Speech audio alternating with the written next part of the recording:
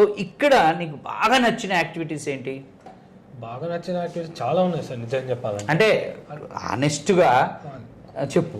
నాకు కోడింగ్ రాదు కాబట్టి మెయిన్ ఏంటంటే కోడింగ్ బాగా మీరు ప్రాక్టీస్ చేయించారు సార్. మెయిన్ ఏంటంటే ఇంటర్వ్యూ బ్యాచ్ వచ్చిన తర్వాత చాలా ప్రాక్టీస్. అంటే జనరల్గా మనకి ప్రిపరేషన్ బ్యాచ్ ఉంటుంది, ఇంటర్వ్యూ బ్యాచ్ ఉంటుంది. ఇప్పుడు రోజు మీరు టైంకు 8:30 లాగిన్, లాగౌట్ 6:30 ఉంటుంది. సో ఈ ప్రాసెస్లో నీకు బాగా మంచిగా అనిపించేది ఏంటి? నాకు మంచిగా అనిపించేది అంటే మెయిన్ ఒకటి ఏంటంటే కోడింగ్ సార్ బాగా అనిపించేది. అంటే మార్నింగ్ అంటే నేనే అడుగుతాను, 8:30కి రావాలంటావు. జనరల్గా 8:30కి రావాలంటే కష్టమే, ఇప్పుడు నాకు కూడా కష్టమే.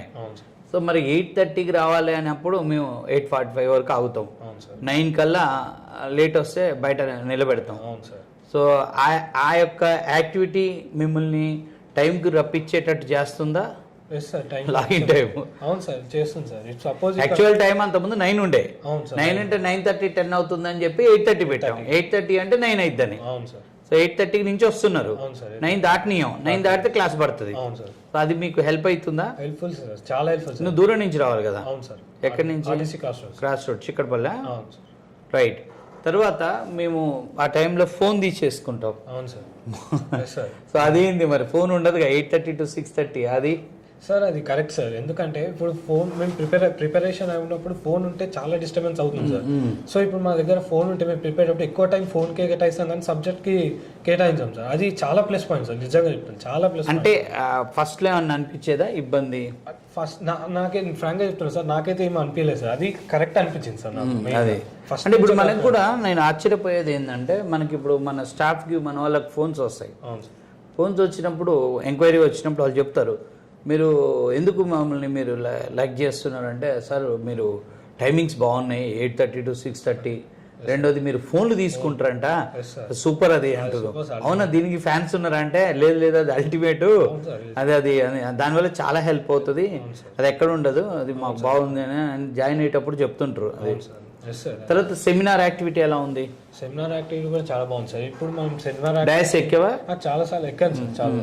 సో యాక్చువల్గా అయితే నాకున్న ఇంటెన్షన్ అయితే ఆ మార్నింగ్ 8:30 to 10 or 10:15, 10:30 వరకు మనకు సెమినార్ నడుస్తుంది. అవును సార్. సార్ అంతసేపు నడుస్తుందా?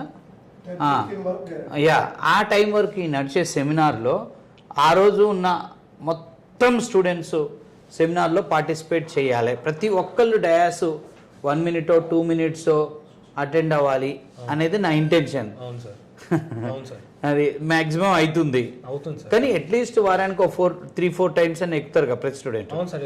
6 days ఉంది, 3-4 టైమ్స్ ఎక్కినా కానీ 4 నెలల్లో మనకి వారానికి 3 సార్లు ఎక్కాడు, 4 12 అంటే 12 times.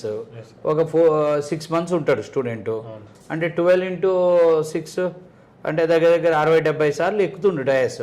60-70 times స్టూడెంట్ డయాస్ ఎక్కుతున్నాడు, 2 నిమిషాలు మాట్లాడుతున్నాడు అంటే it improves his presentation skills. Yes sir.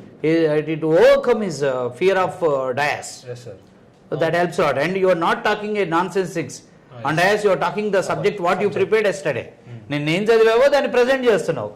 ఈ 60-70 మంది ఆ రోజు ప్రజెంట్ చేసినప్పుడు 60-70 టాపిక్స్ రొటేట్ అవుతుంటాయి.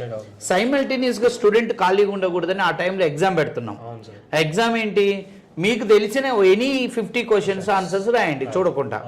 సో అది బాగుందా? సెల్ఫ్ ఎగ్జామ్ బాగుంది సార్. అది కూడా అది తర్వాత మనకి live class, day plan, mock interview, ఇవన్నీ. మాక్ ఎలా ఉంది? మాక్ కూడా బాగుంది సార్. మాక్ చేస్తేనే ఇంకా మనకు ఇంటర్వ్యూలో ఫియర్ అనేది ఉండకుండా ఉంటుంది సార్.